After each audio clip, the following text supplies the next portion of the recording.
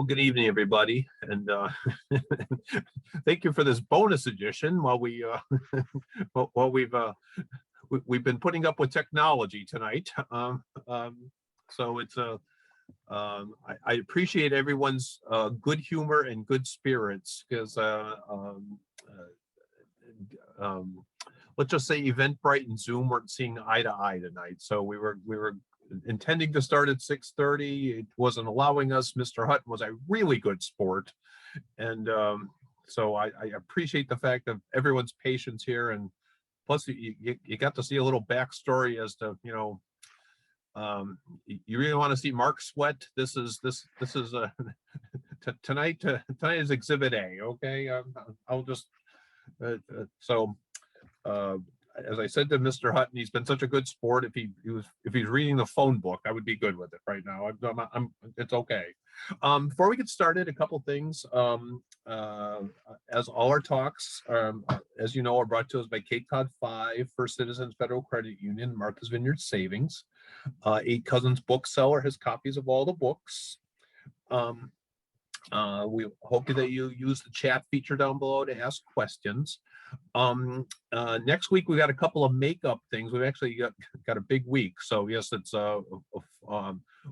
four different talks next week. And also, before we get started, if you could do me a favor, you're going to see on your email this week, if you can go onto Martha's Vineyard Savings website and vote for the Museums on the Green for in our little contest there for most deserving nonprofit, it would be appreciated. So Robert Hutton, who's obviously got the Good Sport Award for 2021, is a British writer. He's a Bloomberg's political correspondent.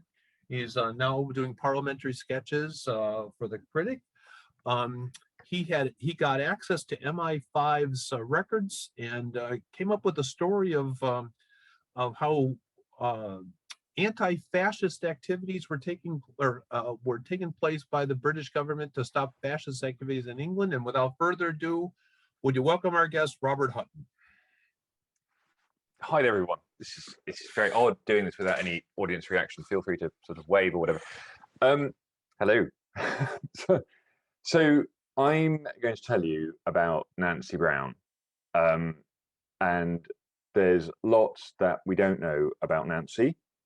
But we do know that in 1943, she was in her mid-20s, living with her parents and working for Brighton Council. Brighton is a lovely seaside town on England's south coast. On a clear day, you can see France, which will turn out to be significant because one Sunday afternoon in April 1943, she sat down in a London flat to tell some friends about a Luftwaffe raid on Brighton that she'd been caught up in a few days earlier. And this is what she said. She said, "I'd no sooner sat down in wards to have my coffee when suddenly crack, crack, crack, and everybody dived to the back of the shop because they were quite sure the bullets were coming in at the windows. And then boom, and she bangs on the table, boom, boom. And the windows blew in and out, and the doors blew in and out. And when we came out, we could see great columns of smoke going up." Now, what she was describing is what was known at the time as a tip and run raid. They were quite common. German fighter bombers would fly low over the channel under British radar, strafe and bomb a seaside, somewhere accessible, a port, a seaside town, and aim to get out before the RAF could get a plane up to catch them. You know, they're not. It wasn't vast strategic bombing, but it was designed to make life unpleasant. And as I say, they were quite common at this point in the war. What makes Nancy's experience unusual is that she believed the raid was the result of her work. Nancy Brown believed herself to be a Nazi spy. And she thought that the man that she was talking to, whom she knew as Jack King, was the Gestapo's man in London. In fact, Jack King was an agent of MI5, Britain's domestic security service. There isn't an exact equivalent, but the American agency they worked most closely with then was the FBI. But the difference is that MI5 at this point, until the early 90s, MI5 did not officially exist. So it's a bit of a funny outfit, but concerned with domestic security. And it was Jack King's job to identify British people who wanted Germany to win the war. And he was proving more successful at it than anyone in MI5 had thought possible. So Nancy identified targets. She drew maps like the one that I hope you can see. This is a map of Brighton. If you look at the top half, and you can see a little dotted line and an arrow, that, she says, is the best way that an invading force should make its way through the town to get on towards London. And she'd promised, she hadn't just drawn the maps, she'd promised to lead troops through Brighton, past the defences, whose locations she knew, so that they could get on their way. She identified targets, as I say, things that should be bombed. And she believes that all of these reports, all of these maps are going back to Berlin. And caught up, cowering at the back of this coffee shop in the middle of this raid on Brighton, she believes that the Luftwaffe is aiming for sites that she'd identified. Now, we know this, and we know exactly what she said, because the flat was bugged. So we can go on with what she said. So she describes the planes. Just as they got to the end of the pier, they seemed to turn their engines on, and they flew straight up like that and branched out and started machine gunning and cannon firing and dropped lots of bombs. You know, it was almost cruel. They were such very good near misses. One of them, you remember my telling you about the guns on top of Telephone House? That's the big telephone exchange in Brighton. You remember my telling you about the guns on top of Telephone House? Well, one bomb fell 2 houses to the right, to the north of it, demolishing a block of flats and a Baptist church. Oh, it was marvelous. And she now turns to the question of casualties. And I'm afraid it gets a bit grim here. And she said, a greengrocer had his head blown off, and umpteen casualties through cut glass and things. And one of the bombs had fallen on a school clinic. It killed a clerk there and badly injured 2 of the girls and killed 1 expectant mother and about 2 children. Now, Jack King, who was listening to this, had by this stage heard an awful lot. And most of his reports are very straight. But in this one, he unusually described how he felt. And he said, I looked in vain at the faces of these 3 women, with Nancy Brown and her 2 friends, for any signs of contrition. Nancy Brown looked a fine, healthy specimen of an Englishwoman, but it was obvious that the deaths of these people meant absolutely nothing to her. I thought of the excellent impression that this woman would make on a jury. She sat there, pleased and happy, to think that the news she had given me had resulted in the deaths and damage of that last raid. Now, Nancy was one of about 20 British Nazi sympathizers who reported to Jack King between 1942 and 1945, and they uncovered real intelligence. The secrets that they brought in included Britain's early night vision efforts, the specifications of the Mosquito bomber, Britain's fast, ultra-fast wooden plane, the secret of what was known in Britain as window, what's known in America as chaff, the radar defeating metal strips that you throw out of a plane to fool enemy radar, and even came quite close to discovering the greatest, what British people generally regard as the greatest secret of the war, which was Bletchley Park, where the German codes were being broken. they did more than that. They helped Jack King to identify around 500 people who they believed would be willing to help Germany invade.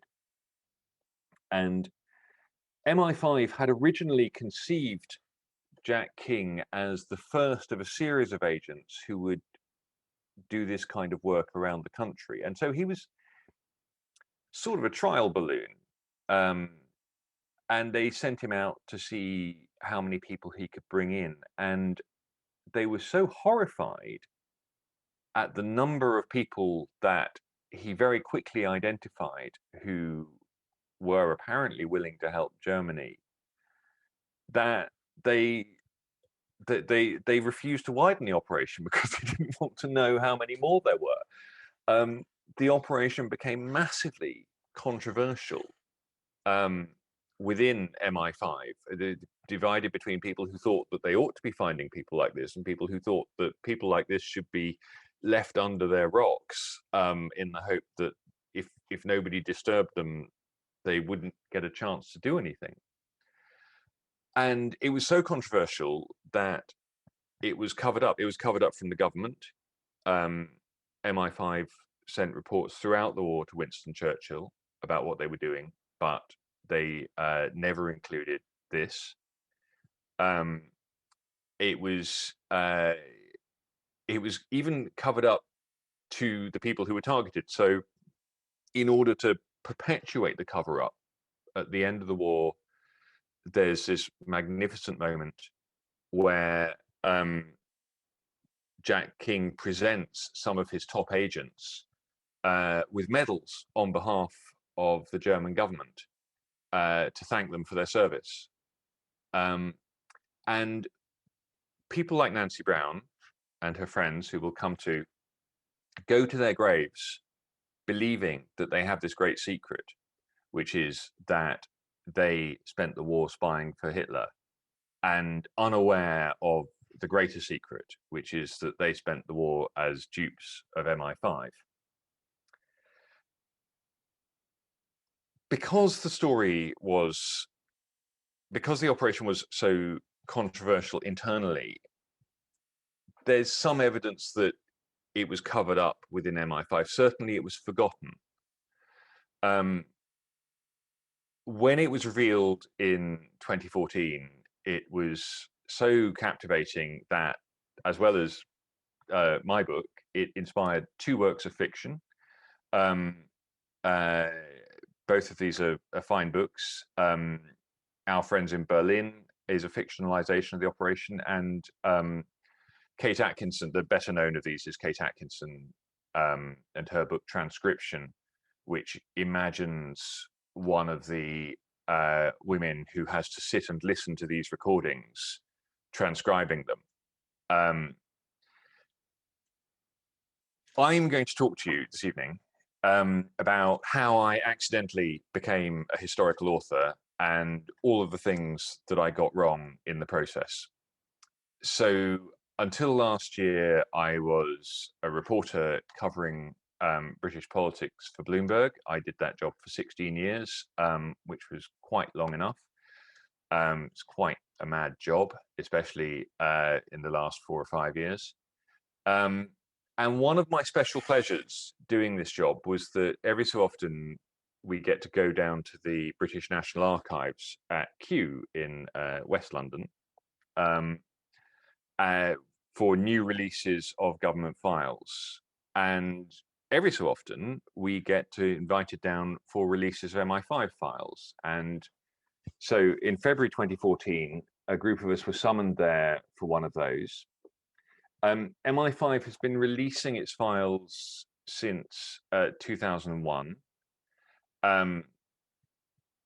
Very often, what's interesting is stories of celebrities, the scientists and authors and artists that they were following.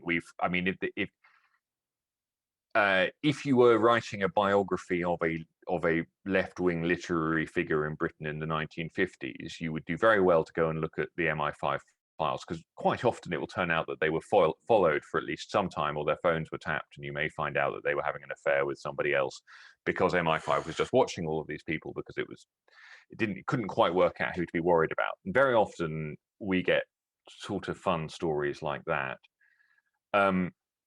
When we went down that time, they thought we'd all be very excited about that they were releasing the file on Michael Redgrave, who is the father of Vanessa Redgrave, the actress, great acting family, and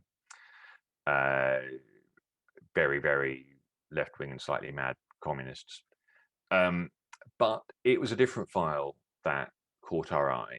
Now, the other thing that we very often get is sort of incremental detail on stories that we already know, stories about the Cambridge spies, Kim Philby and so on, or Operation Double Cross. I don't know how many people have heard of that.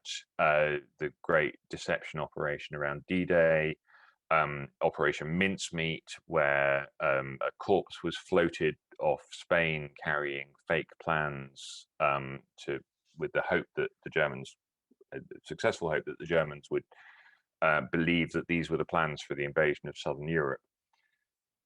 What we got this time was this file, KV2 3800, which was an odd file.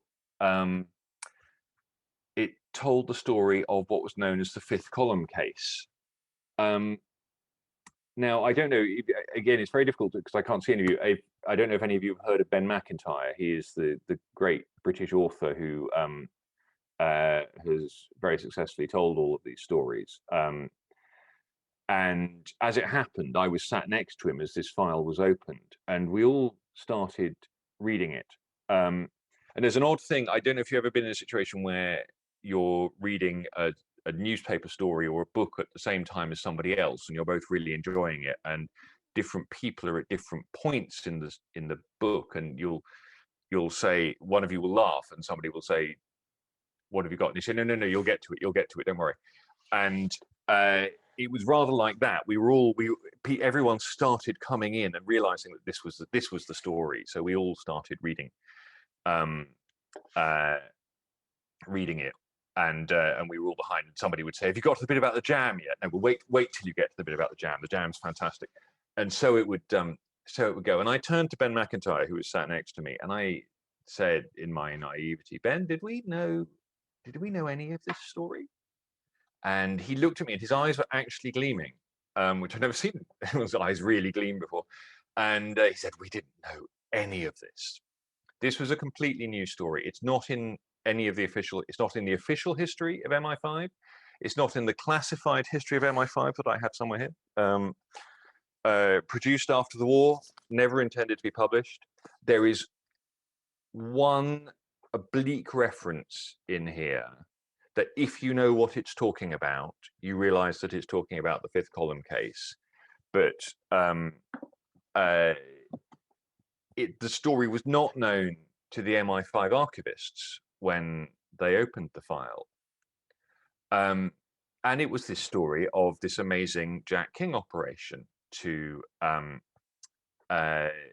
identify British fascists. And we all thought it was brilliant, and we all went and wrote our stories about it. It was a great tale. It's full of amusing details. And Ben wrote a lovely piece about it. And as he wrote, the great question was, who was Jack King? There were very few clues to the man's real identity in the file. And Ben's piece finished, it is possible that King is still living and enjoying his sudden celebrity in secret. And unfortunately, Ben wrote that for the Times. Unfortunately for all of us, but for Ben in particular, the Telegraph, which is the Times' great rival newspaper, had got the scoop. Which, yes, there we are. Which is, they revealed the identity of Jack King, and he was John Bingham. You won't have heard of John Bingham, probably. He was a journalist and novelist. His formal noble title was the 7th Baron Clanmorris. he is chiefly famous because he is generally believed to be the man who inspired John le Carre's master spy, George Smiley. In fact, the Sunday Times last week carried a posthumous piece by John le Carre about John Bingham and how he had inspired George Smiley. And what the Telegraph had done that the rest of us hadn't done was look in the diaries of Guy Liddell, who was MI5's deputy director during the war, and they found him discussing the case. And so, well, we all sort of sent Ben notes commiserating and resolved that we would get our own back on the Telegraph one of these days. And that was that for several months. And then in October 2014, we were summoned back to the archive. And they sat us down and they said, we are going to tell you the identity of Jack King. And we said, you brought us all down here and we already know the identity of Jack King. And they said, no, you don't. And we all looked at the man from the Telegraph. And a furious row broke out. And it turned out that when the Guy Liddell diaries were edited for publication, the editor had gone through and inserted names where he thought he knew who people were. And every time he'd come across a reference to Jack, he'd added Bingham afterwards. Whereas, and some of those were indeed references to Bingham, but in fact, in the Liddell diaries, when he wrote about Jack, he was talking about this agent. So the first lesson that I learned, the first mistake that I made is don't go to the edited book, go to the original. And when we went to the original Liddell diaries, we discovered what they looked like. So the first lesson is always go to the original documents. Anyway, we were given the real Jack King, Eric Arthur Roberts, and we were given this picture of him. And who was Eric Roberts?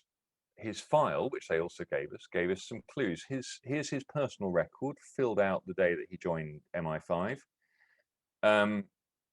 Roberts, Eric Arthur, born in Sussex on England's south coast, grew up in Penzance, which is Land's End, Cornwall, about as far west as you can get and before you hit the Atlantic. Married to a British wife, it says, with 2 sons, has worked at the Westminster Bank for 15 years.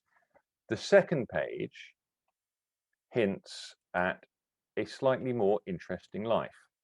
4 years in Canada as an infant, visits to Germany in 1932 and 1934, speaks Spanish well, reads French, has slight Portuguese, Italian, and German, knows jiu-jitsu. And if you look about 2/3 of the way down, point 27, introduced by, as in who brought you into MI5, introduced by Captain Maxwell Knight. Now, if I had known anything at all about anything, that name would have set off alarm bells in my head. This is Maxwell Knight. He was, in 1940, MI5's greatest agent runner. He'd put spies deep into the Communist Party and into the fascist parties, and some of them would work for decades. But I didn't know that. I didn't know anything. Anyway, the file carried on. Here's a memo recommending him. You can see the date at the bottom, 31st of May 1940. Things are getting a bit hot at that point. France is just on the point of falling, or I think may even have just fallen.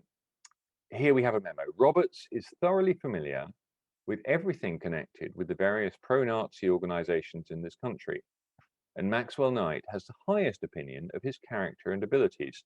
So we know now that he's some kind of fascist expert, and he's not just a bank clerk. But the next slide is where we come to the moment where I fell in love with this story. This is a letter from the manager of the Westminster Bank, the assistant controller of the Westminster Bank, in fact. Dear Colonel Harker. Now, It's addressed to Oswald Harker, who is the new Director General of MI5 at this point.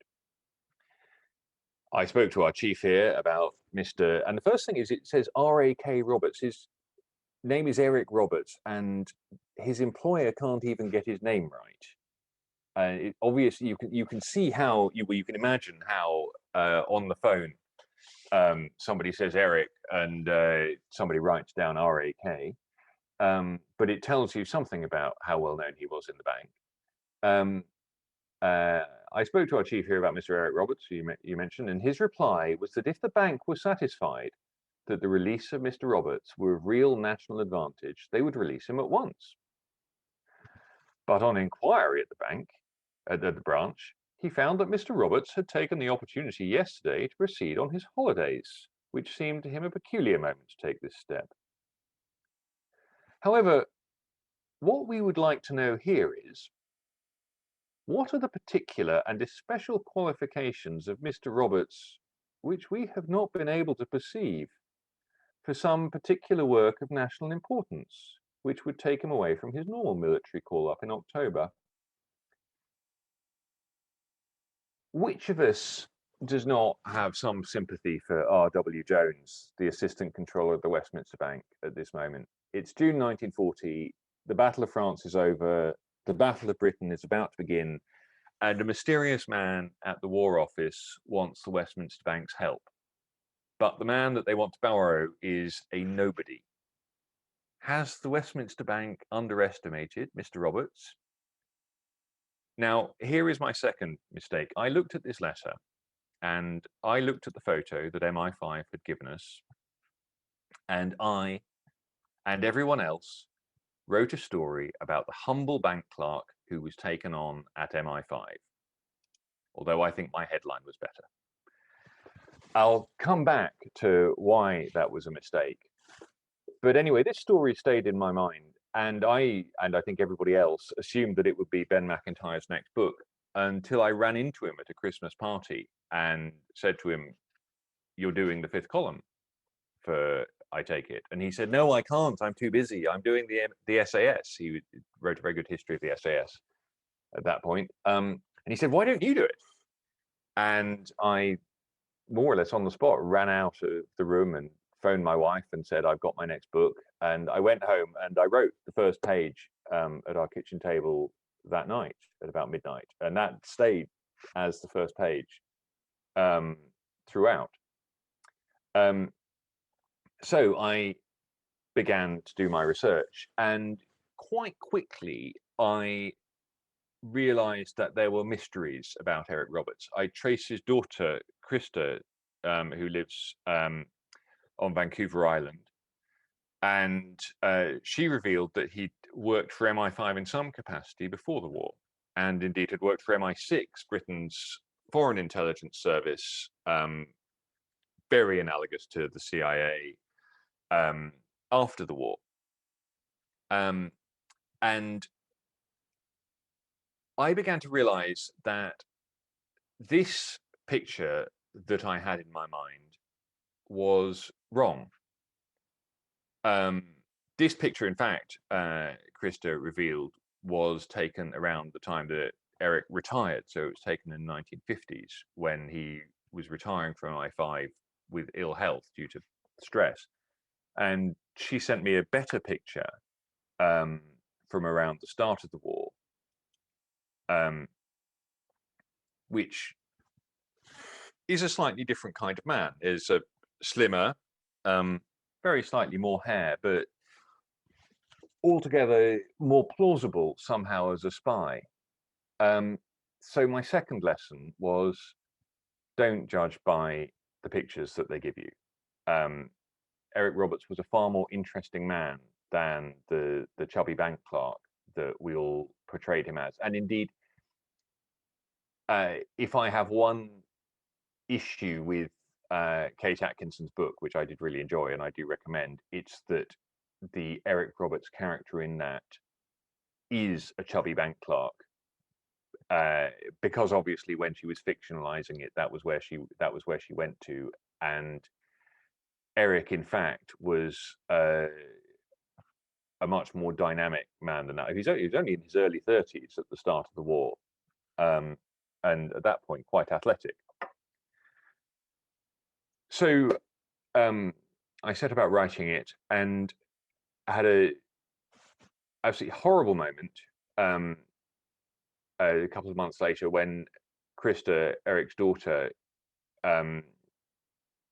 said to me, "I think it's probably time that I tell you about the other author," which is the worst thing that you can hear as an author, is that somebody else is working on the same book as you. And he apparently was a year ahead of me as well, which was dreadful. So I sort of I thought, well, I better meet him, and maybe I can put cyanide in his beer. And we went to a pub, and to both of our intense relief, discovered that we were writing different books.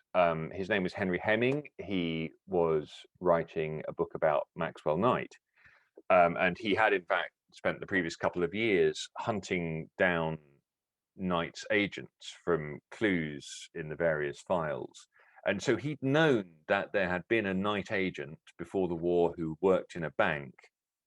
And when the story had come out, he had realized that that must be Eric. And he was able to tell me Eric's pre-war code name, which opened up a whole new world. There's suddenly a whole load of 1930s MI5 files that I hadn't really looked at.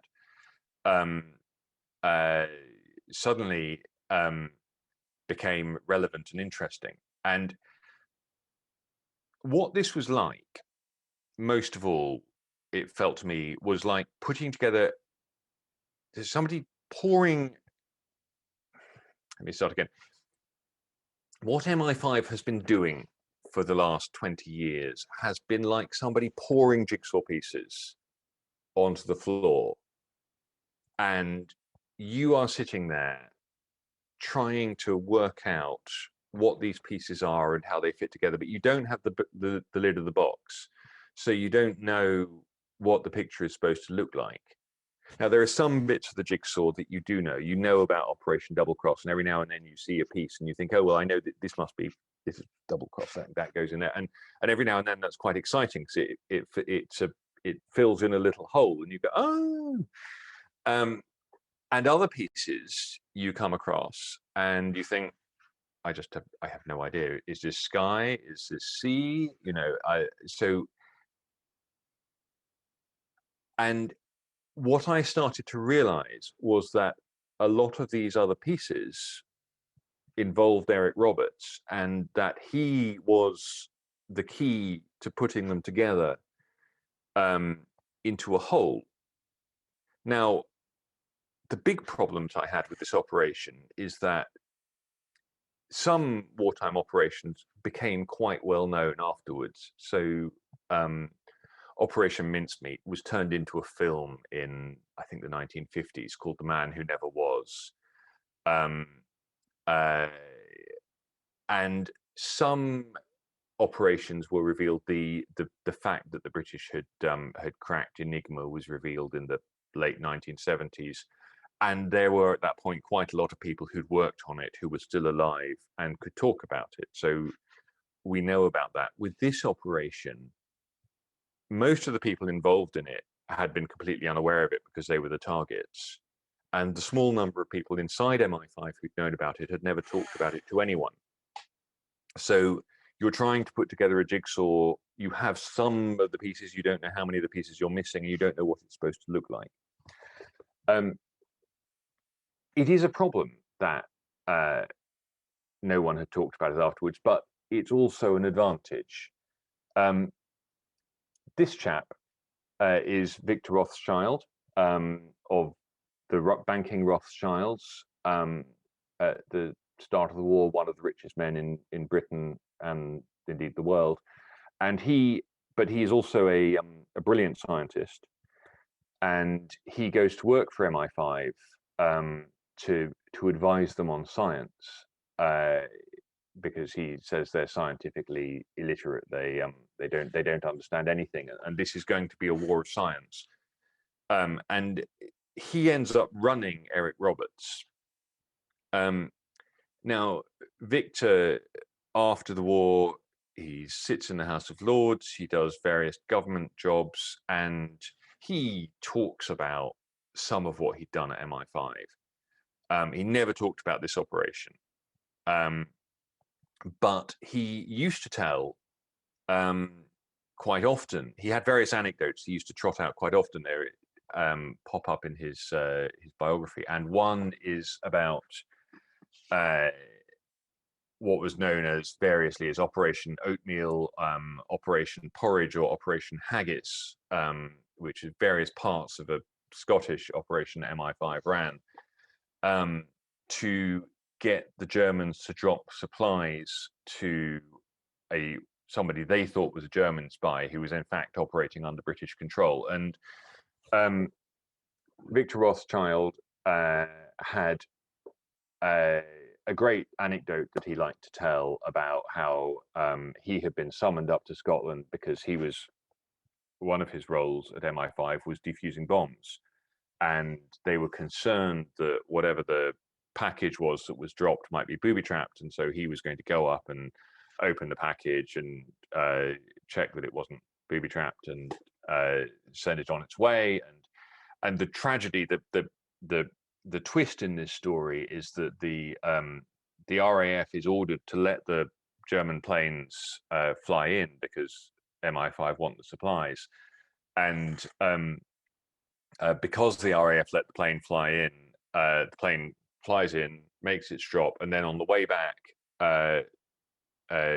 across the Scottish coast, it drops a bomb on the town of Fraserburgh. And Rothschild would talk about his guilt, his sense of guilt at the fact that a child had been killed by this bomb, and should MI5 have done this, and these are the unforeseen consequences of intelligence operations. And he had a great patter about it. And when I went and looked in the files, I thought this was quite an interesting story. I went and looked up the files for these operations. The only thing is that Rothschild wasn't there. The story is true, but Rothschild is not mentioned at all. And the best that I can guess is that he had borrowed somebody else's story and had just got so used to telling it that at some point he had probably come to believe that it was his story. So the third thing that I learned doing this is that memories aren't always reliable, even short-term memory. Now, British journalists are generally trained to do what's called shorthand, where you write down what people are saying verbatim using little symbols. American reporters don't do it so much. I could at one stage in my youth do shorthand at about 120 words a minute, which is almost conversational speed. So I was pretty good at it. I'm absolutely fascinated by the MI5 files because there are a lot of operations where they have people listening in on something that's going on in another room. And you will get a transcript that looks a lot like this. I hope that's readable. And this is, as it says at the top, transcript of a shorthand note taken at the Woolpack Hotel, Thursday, 4th of December, 1941, by Detective Constable Lowe, Birmingham City Police. Conversation commenced at 9:15 p.m. and terminated at 10:44 p.m. Now, B. Brown here is in fact Eric Roberts, operating under one of his aliases, doing his thing, which is talking to potential traitors. And J. Jackson is a British soldier who wants to defect to Germany, and he thinks he's talking to somebody who can help him do that. It's a very interesting conversation, but what's fascinating, even if you can't read all the words, you can just see the shape of it. It's beautifully neat. Everybody speaks. It's written almost as a play script. I'm afraid it's not very comfortable here. It's private anyway, isn't it? I'm pleased to meet you anyway. Never mind, take a seat. Now just go ahead. Everybody speaks in perfect sentences. They wait for each other. And this is done from a shorthand note. So a couple of detectives, 2 rooms down in the hotel, are sitting there scribbling away frantically, and then they go back to their offices and they type it up. And this is what they think they've heard. Now, because Victor Rothschild was a bit of a technologist, when he's got Eric Roberts working for him, he actually starts using early recording technology, recording onto record discs, onto I'm going to say wax discs because they're not wax discs, a sort of plastic, and those are then transcribed and they look like this. And what you can see again, if you just look at the shape of it, is this is a verbatim transcript, and it's all over the place. And actually, it's really hard to. There are hundreds of pages of these in the archives from the fifth column operation, and they are incredibly hard to read. In the end, I had to sit here reading them out loud just to try to myself, just to try to understand what people have been saying. And you can see none of the sentences make sense. They talk as people normally talk. People when they're talking, they like I'm doing now, they stop in the middle of a sentence and go on in a different direction, or they interrupt each other, or they talk over each other, and it's very hard to hear what people are saying.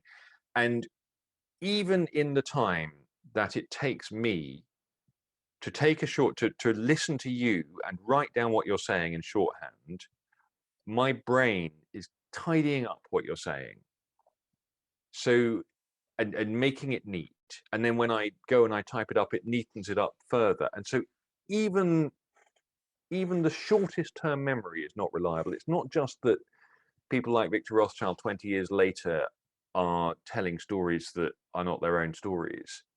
It's that even in the space of time that it takes you to write down what somebody said, you are tidying it up, you're editing your memory. So there was a way in which actually not having any witnesses was quite helpful, because I had to rely on the files, which are contemporaneous records. Now, the other thing that's interesting about this conversation is that this is between M and J. J is Jack, M is Marita. So let's talk about Marita Perigo. She is the central figure in this operation. She was an ace recruiter. When Roberts says to her that he's actually a Gestapo man and he's interested in meeting British people who might be willing to help the German war effort, she goes off and she starts bringing in dozens of people. There's a point where her file is getting an inch thicker every month, just from reports and conversations and people that she's brought in. But who was she? She's told Roberts that she is Swedish-German, which seems to be confirmed by her maiden name, which is Brahe. And she was one of the great mysteries of the book, was trying to find out where she'd come from. And I was desperately following this line that that she was Swedish-German, and trying to track her down in pre-war German records. And then finally, really just as I was sending off the final manuscript, I got a breakthrough. And the breakthrough was to discover that she wasn't Swedish at all. She'd just lied. And MI5 had just believed her. She was born in London to an Australian mother. And I, through that, was able to find her niece, and I was able to find photos of her. And indeed, here is her school photo. Crafty and dangerous woman, MI5 said. That's her about 5 years before she became crafty and dangerous. So the fourth lesson was, don't trust other people's assumptions, even MI5's assumptions. They completely believed this story that she'd made up about herself to make herself sound cooler. And this turned out not to be the last mistaken assumption I'd been laboring under. All the way through, we had known that the fifth column had first met in the basement of an antiques shop, and the file contains a reference to the address. I mean, I know this is barely readable, but this is what I had to work with, and you can just make out, if you spend a long time staring at it, that it's from July 1942, and this is a what's called a minute sheet. At the top of each file, there's a list of every piece of paper inside the file, and very often with these files, the minute sheet is all that's left. But you can sort of work out from the bits of paper sort of what was going on. This one says, so sometime in July 1942, there was a note to the GPO, which is the General Post Office, which in those days ran Britain's telephone system and also secretly ran covert surveillance, because they ran telephones. They were the people in Britain who knew most about the electronic transmission of the human voice. So if you wanted a room bugged, you would get a telephone engineer to do it. So to GPO, Ray, and then if you look, you can see that this bit has been blanked out.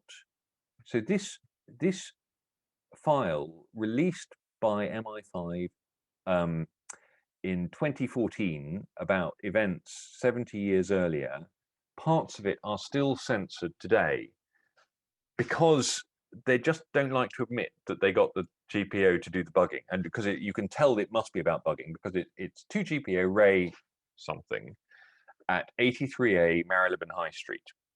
So 83A Marylebone High Street was the address of the antiques shop. And you can see the next one down says, note rearrangements for 83A Marylebone High Street. And so, great. I know where the antiques shop is. It's in London. I can go and have a look at it. One evening, I walked up there with my wife, and to my delight, I discovered that number 83 was Daunt Books, which probably doesn't mean very much to you in Cape Cod. In Britain, in London, this is one of London's most famous bookstores. It's absolutely beautiful. It's architecturally very famous. Somehow it's got this amazing sort of window gallery at the back that somehow survived the bombing and the war. And even better, I walked in there and I discovered their basement was accessible.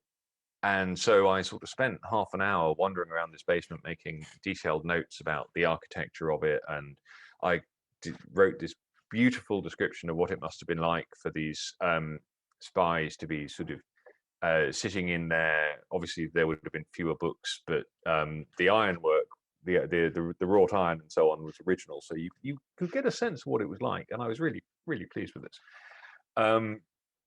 And then again, just really as I was sort of finishing off the draft, I found a reference to the fact that the bookshop had, for some reason, swapped its numbers with the shop next door, which led to a small crisis as I realized that I described the wrong building. But the phone book really revealed that the building that had been there was this one, Denton Antiques. And even better, it turned out they were still in business. And on spec, I phoned them up and spoke to the woman and said, it's going to sound mad. I'm writing a book about MI5 during the war, and I think it involves your shop or where your shop used to be. And she said, well, you ought to talk to my father. He's just here because he still works in the shop. And she passed the phone over to him, and I said, oh, it's very odd, strange question, but I'm writing a book about things that went on in the war. And he said, oh, you're writing about the spies in Dad's basement.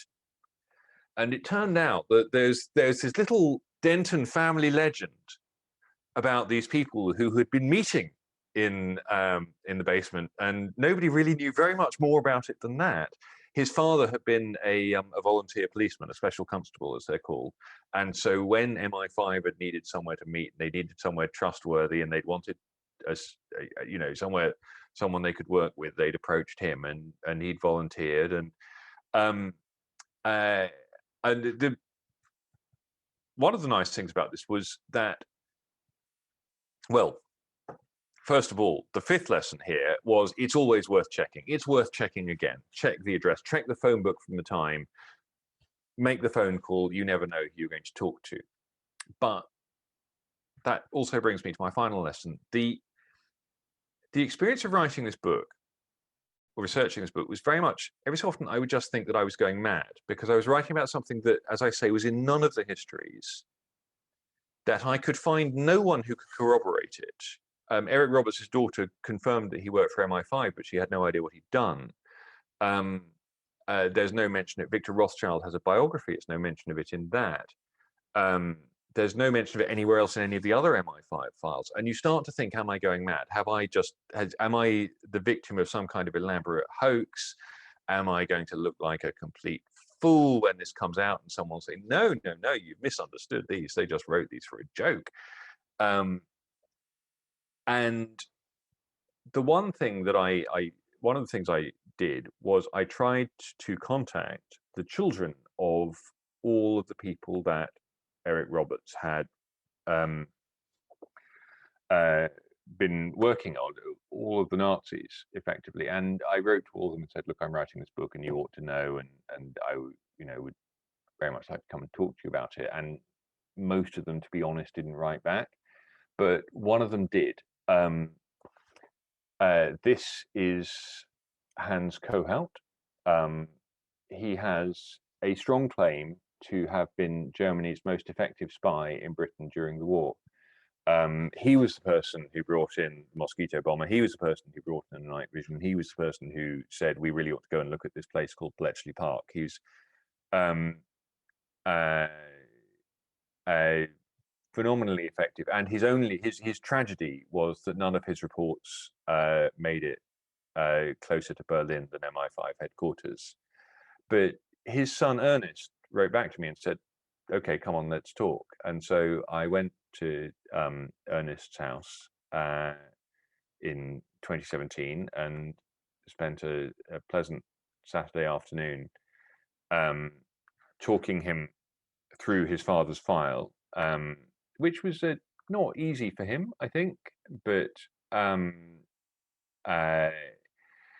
and at the end of it, he said, well, I mean, this is very hard for me to get my head around. This changes who I thought my father was. But he said, it does explain this. And he presented me with this, which is, you may remember I said the MI5 presented fake medals to their spies at the end of the war. This was the medal that Eric Roberts gave to Hans Kohout. And Kohout hid it away, told his wife about it. Kohout was Austrian by birth, and so was his wife. And when Hans Kohout died, Ernest was going through his father's things, and he finds a little red leather box in his desk containing this, and he says, Mum, why does Dad have a Nazi medal?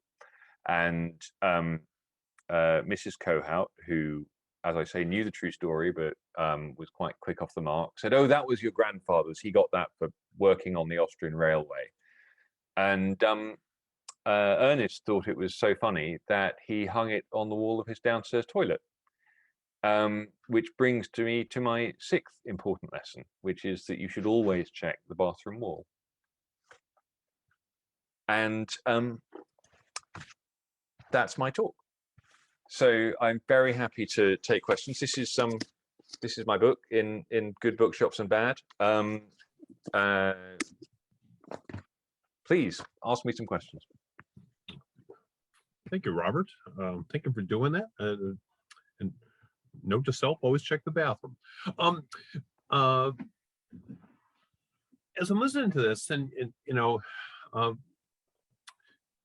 for those that don't understand the term fifth column, that's basically internal dissension and people that are going to try and cause uprisings from the inside. I found it really striking that there was this cadre of people. I suppose it's never 100% unanimous on any one side for that, but there's this cadre of people in London and in England that's supportive of the Third Reich, and that even when the war had begun, that there was this group of people. And yet also, why did MI5 feel it was so imperative to keep this top secret, even from the government? And so why was this so incredibly unknown? So, I mean, there's about three questions there. Uh, I mean, in the first place, I suppose, why did these people exist at all? And actually, this is why I think this is an important story, because since the war, nations tell themselves stories about who they are, and since the war, Britain has told itself a particular story, which is that we stood alone, which we did. We fought off the Nazis, which, there was some help. There was some help, and that in a way, this tells you something that British people are just a bit, a bit smarter and a bit tougher and a little bit wiser than others. And you do hear it. You hear it in. I mean, you heard it a lot during the sort of the Brexit debate and afterwards. This idea that European nations are a little bit sort of they're the kind of people who run off after dictators, and we're not the kind of people who do that. And my first point is, well, that's wrong. We know, in fact, there was one part of the British Isles that was occupied by the Germans throughout the Channel Islands. Actually, they're in the news today because we're at war with France or something. I don't know if anybody's seen the news from Britain today, but there are a few islands that are British territories, but are actually much closer to France than they are to Britain, called the Channel Islands because they're in the Channel. Jersey is the most famous, and Guernsey, and they were occupied by Germany at the start of the war, and they collaborated very much the same as other nations did. They handed over their Jews to go to the death camps. They had the same issues of collaboration, sort of relationships with German soldiers. There's very little evidence looking at the one bit of the British Isles that was occupied that there is something in the British character that means that we wouldn't have worked with a Nazi invader if we had to. So I think that's an important corrective. The next point I can see Janet's put a question in whether Mitford sisters Nazi spies. No, they weren't Nazi spies. They certainly were Nazis, though. Not all of them, but I'm going to get it wrong now. Which I always get the Nazis, the Nazi Mitfords. One of the Mitford sisters, I think it was Diana, married Oswald Mosley, who was Britain's leading fascist. Britain had a successful fascist movement before the war, and it did well. It was a major party for a bit because of the timing of elections. It never won seats in Parliament, but it was a big political movement, and it had a charismatic leader called Oswald Mosley, and he married a Mitford sister. Another Mitford sister at a wedding that was Hitler present? All sorts of top Nazis were there. The wedding was in Germany. I mean, it was, they were they were proper Nazis. I think is it Unity that tries to kill herself when war breaks out because she's realised that Britain is going to go to war with Germany. There were British fascist sympathisers, and quite a lot has been written about British fascist sympathisers sort of at the top of society. I don't know if anyone's read The Remains of the Day, the Kazuo Ishiguro novel. It was made into a very good film with Emma Thompson and Anthony Hopkins. And the backstory in that is that the Lord Darlington, who they work for, is a posh British Nazi sympathiser. There were people in Britain who in 1940 after the fall of France, basically thought we should cut a deal with the Germans, and in fact when Neville Chamberlain steps down as Prime Minister in 1940, it's between Churchill and Lord Halifax to succeed him, and had Lord Halifax succeeded him, he would probably have negotiated peace. That's not hard to imagine. So there were lots of people who didn't want to fight the war. There were lots of people who didn't understand why we were fighting the war. Why have we gone to war? Why have we gone to war over Poland, for goodness sake, which is, miles away? And there are lots of people in Britain, I'm afraid, who are quite sympathetic who are anti-Semitic. There is no getting away from it. There are no polite way of saying this. There are lots of people in Britain in the 30s who think that Hitler's got the right idea about the Jews. And indeed, Jewish families there's one in the book, Jewish families in Britain in the late 30s and indeed at the start of the war, some of them conclude that they're not safe in Britain either, not simply because the Germans might come, but because, if the Germans do come, they don't trust their neighbors to protect them. And that probably rightly. So fascism was appealing. Fascism was a popular movement. People were tired of the war. One of the things that comes out in the transcripts is Nancy Brown is, she's a woman. She's in her 20s. She's a woman. She's a girl. She's a girl. She wants to be doing the things that young women in their 20s want to be doing, which is, going to dances and putting on nice clothes and meeting men. And instead, she's stuck in this country that's having this pointless war. She probably, I think, had a romance with a German. There's some hints in the files that she'd known a German chap before the war, and of course she can't see this chap or contact him because he's on the other side of a divide. And she doesn't know, why are we being miserable with rationing? And I think one of the things that you have to get your head around is how miserable life in Britain is in about 1943. Rationing has been going on for years. So it's impossible to, you can't get butter, you can't get sugar, you can't make a cake. Nothing is painted because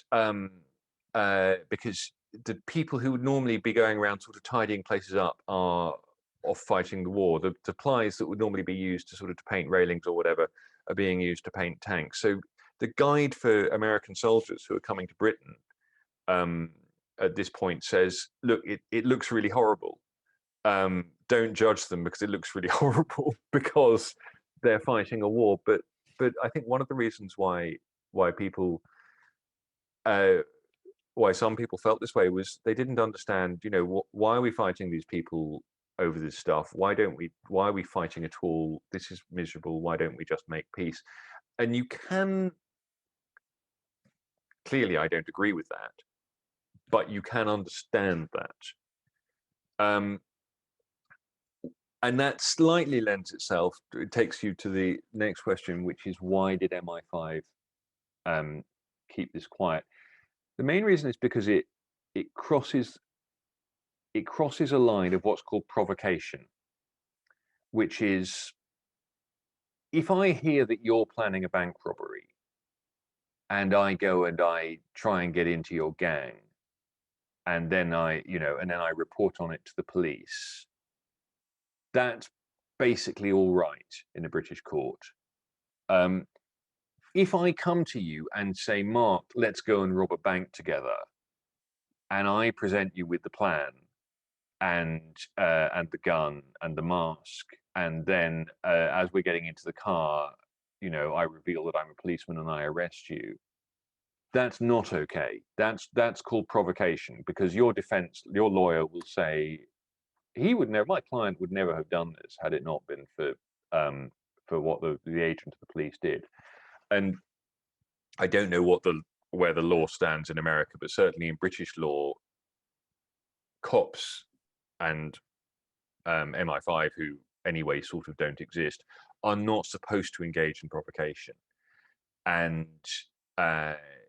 the I think correct assumption within MI5 is that if the Home Office, the government department that oversaw MI5, had realized it was doing this, they would have told them to stop. And they didn't want to stop because they quite liked the intelligence they were getting. By the end of the war, Eric Roberts is at the center of a web that is connected to all sorts of tiny little fascist groups that are still going. And there are reports coming in from all over the place. There's a group that meets in a church throughout the war called the German Club, and they meet in a German church in London for expats. And MI5 and the police are desperate to get into the German church because it's called the German church. It's full of Germans, right? What are they up to? But you can't send anyone in, because somebody who pops up in 1942 and says, "Hi, I'm Hans. Tell me what you're planning," will obviously be a spy. No one will trust him. And then the MI5 file on the German church suddenly, sort of in the middle of the war, this file starts growing with all of these reports, and all the reports, it turns out, are coming from a woman who is in the German church, who is reporting to Eric Roberts because she thinks his reports are going to Germany. So British fascism and Nazi sympathizing is kind of a wholly owned subsidiary of MI5. And they don't want to give that up. All of this fantastic intelligence. Why would we stop? So that's why they kept it secret, essentially. What was Eric Roberts' recruiting pitch when he's meeting these people, and what becomes of him? So Eric is, I just find Eric absolutely fascinating, because what is Eric's skill as a spy? He's terrible with technology. I mean, he is quite physically, he's knows martial arts. So he's quite physically tough, and he's enormously brave, but his real skill as a spy, I'm going to stop sharing my screen now, is that people like him. When I went to Canada to his daughter, my husband, Eric's son, and I said, what was Eric like? And he said he was my best friend. And I thought, well, I mean, I got with my father-in-law when he was alive. I liked my father-in-law. My father-in-law was never my best friend. I don't know anyone whose best friend is their father-in-law. But everyone that you talk to about Eric liked him, and you can see it in the files. You can see there's one group of, very early in the war, more or less the first operation Eric does, there's one group of fascists that he goes into and he turns them over, and it's shortly after he gets to know them, they realize their mail is being opened, and shortly after that they're all arrested and interned. And and it shouldn't have it's not brain of Britain to work out that guy who pitched up just before everything started going wrong, who, by the way, they knew had lied about where he lived, and they knew he'd lied about what job he'd done. Maybe he was the rat, guys. And you'd think that was obvious, but you can see in these reports that they're convincing themselves. It is sort of these recorded conversations and interviews. They're explaining, no, it can't have been him. It can't have been him. We like, he's too nice. It must have been someone else. He had the most amazing sort of plausibility and likability, and people just liked him. And so because they liked him, they trusted him. and that was what made him such a good spy. So that we do have in the files, we do have a recruiting pitch. We can see a conversation that he had with somebody who he is sort of bringing in. And it's all incredibly softly. He just says, well, you know, I mean, I hear you might be of our way of thinking. You know, and well, you know, I mean, obviously I don't want to ask you to do anything you're not comfortable doing. No, I'm comfortable. It's there's a couple of these. Nancy Brown's recruitment is in there, and he doesn't do the hard sell at all. There's no sort of you know, come and work for the good of the Reich. He really just says, I understand you might be. Marita will bring them to him, and he says, I understand you might be of our way of thinking. And they say, yes, I am. Yes. I think part of the appeal was that they got to be spies. So you can see it with Hans Kohout, that he gets to be a spy. You know, he gets to have a big secret, and other people, one of them sort of talks about this moment when you realize that you know more about what's going on in the world than anybody else, because you've got this secret, which is that you're there spying for Germany. So everyone else is just sort of going about their ordinary lives, but you're in on it. And I think that's enormously appealing, and we can sort of see that that's enormously appealing. So he doesn't have to work very hard to sell it to any of them. They sort of, it's glamour and it's excitement. Well, I want to thank you for staying up late, for doing this. This has been fascinating, especially going through the whole process of discovering this, writing it down, and all the pitfalls and potential pratfalls you would have had to experience to doing this. So I really appreciate the fact that you were such a good sport about doing this, staying up late, and Absolute pleasure. So thank you very much for doing this. Continued good luck with this book. Thank you everybody for doing this. I want to make sure that, you know, before your wife wakes up, and I don't want her putting cyanide in your beer. I'm trying to keep the Hutton household intact. So thank you for doing this. Continued success, and good luck. What is there a next project for you? There is. So I'm just about to sign a deal to do another book, which it's about it's another wartime book, and it's about deception operations in North Africa. I'm currently at the very excited stage, before the very depressed stage that follows the very excited stage. So okay. All right. Well, good luck with that. Thank you for doing this. Go get some sleep, and good night, everybody. Thanks for doing this. Good night. Stay Cheers. safe.